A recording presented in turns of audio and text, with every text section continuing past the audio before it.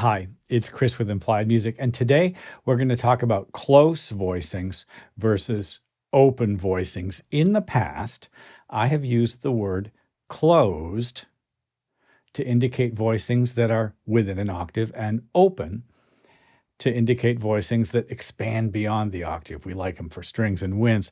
Well, I got corrected about that, and it turns out there's some disparity in people's opinions, not just here in the States and in Europe, but around the world in different languages. You know what? It doesn't change a thing. Closed voicings sound great. Open voicings sound awesome. Let's look at the difference today.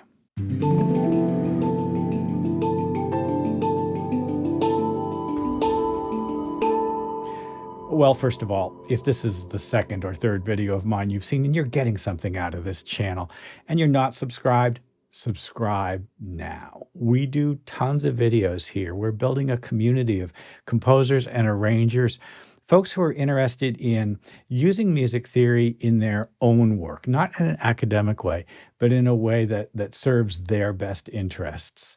I hope this is music theory for everyone. Well, listen to these examples and then we'll talk about it. The first few are strings. We'll hear, and here you can see it on the screen, we'll hear a simple chord progression, C, E7, A minor 7, F minor, D minor 7, G, kind of a circle. We'll hear it first in close position with bass notes, and then expanding that past the octave.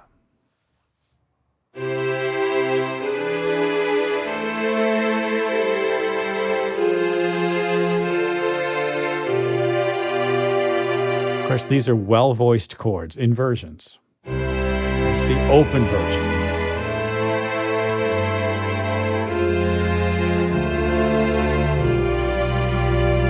And then we'll allow ourselves some doublings.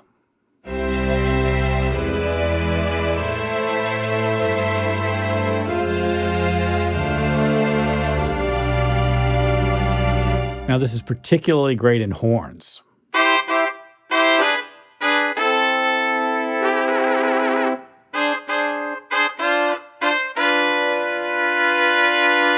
And now the open version.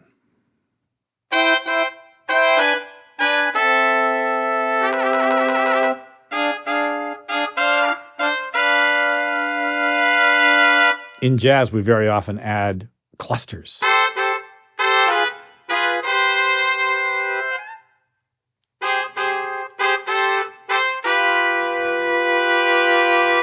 Oh, well, I'm a fan of that last one, and that's close voicing. Three voice, close voicing can sound great in a band context if you've got a bass player, etc.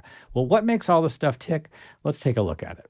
Can I do a little review? First of all, triads are built in stacks of thirds. Of course, that's not the only way to build a chord, right?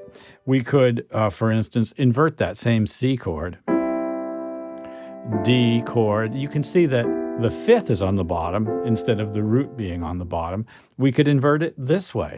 Now, E is on the bottom. These are the same chords, the same progression, but first root position, then we tried it with the G on the bottom. It's called second inversion because G is the second note in the triad. And then the first note, the first extra note in the triad is the E, so that's first inversion. So just to look at it in the simplest terms, root position, first inversion, second inversion, and then I'm back up again to another root position. Now, each of those voicings is contained within an octave spread.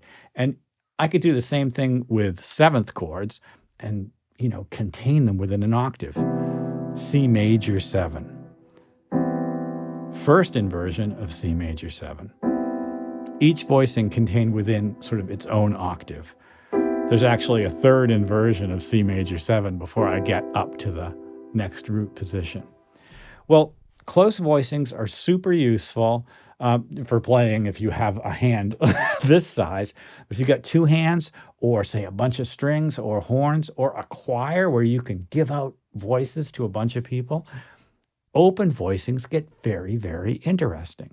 So let's take a simple progression up the scale. C major 7, D minor 7, F major 7, G7, and voice it open instead of close. All right, so just to refresh our memory, C major 7, I'm just doing it with the left hand, D minor 7, F major 7, G7. Now, I would never do it that way. Those are all root position chords, aren't they? Let's do it in a way that's more beautifully voiced. C major 7, D minor 7, F major 7, G7. You can see I used inversions of all these chords. Come back. Let's go ahead and do the same thing and spread those notes out. Now, the easiest thing I know to do is to take those voicings and grab the second note from the top. This is called a drop 2 voicing, and just pull it down an octave. That E is going to become the E down here. And you know what frequently happens is you wind up with a separation between the bottom and the top voice of a tenth, and it is an elegant sound.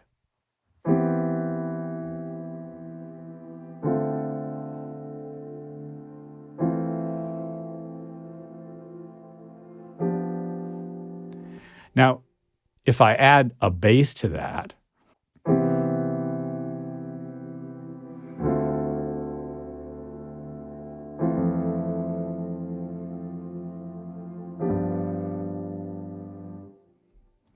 we really hear the chord in a great way. Now that you understand the difference between a close voicing and an open voicing, let's go back to our original examples and take a look at them in more detail. I'll play it a little slower this time. Now, as promised, the first example is just a very simple close voicing within the octave, and I've added the roots. This is the progression that we see over there on the right, and it'll show up on the keyboard.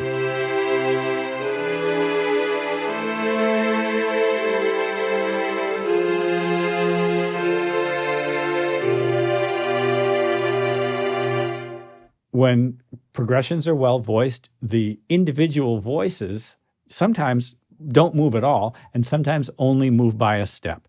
The bass note, the very bottom voice, can move quite freely, but that's kind of a second issue. I love it when interior voices only move by a step.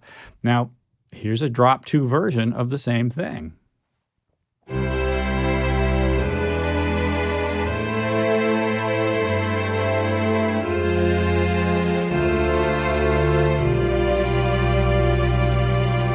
And you can see we've got that same parsimonious voice leading where individual voices just don't move very much. Now, with my last example from this set, I've basically doubled notes. We have a couple of Cs. I could double a root. I could double a fifth with no problem. Sounds great. Now, this is the kind of writing you might do with a full string ensemble. Now, we've just added a little rhythmic energy to these horns.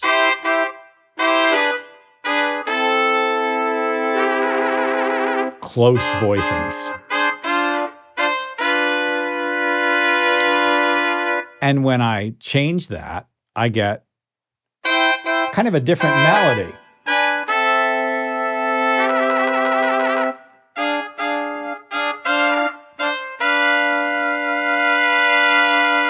That kind of thing might be great for a jump chorus or something that's a little more exciting in an arrangement. Usually when you're adding horns, embedding them, say, with vocals or other instruments, close voicings work best. And that's like my last example. I've even added some tensions. The sixth.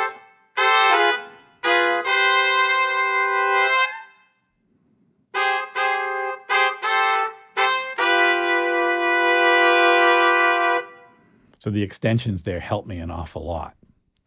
Well, listen, when I asked the Facebook Music Theory group, I'm a member of a couple that, I sort of trust the most, hey guys, have you heard closed voicing or close voicing? Which is correct? Because I want to be right. I don't like to be pedantic, but I do like to sort of communicate effectively, right? And there was a substantial disparity in response. Many people, academics particularly, had really only heard close voicing. And I looked at the Harvard Dictionary of Music, and that's what's right. But the vernacular and how it's discussed, say among my peers who are gigging musicians, and also apparently among Spanish-speaking music theorists, they say cerrado, closed, instead of close, and in other languages as well, closed is common. And then it becomes a question, and this is a crucial question for us as independent musicians, as musicians sort of going forward in our own way. What's the best way to express to myself my thinking about doing this? Now, closed has implications like emotionally or intuitively, right? I'd always thought to myself, it's enclosed within an octave.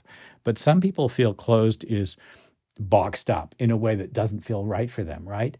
Close certainly describes these voicings in a more open way, right? I think I've landed on close, and I'm going to try to change the way I talk about it from now on. I think I made it through this whole video without accidentally saying closed, but I'm going to go back over it, and as I edit it, maybe we can make a drinking game out of it. We'll see. Well, did you catch me? I hope this has been useful. Like and subscribe, ding the bell. You'll be notified when I do my videos, and I'll see you next time.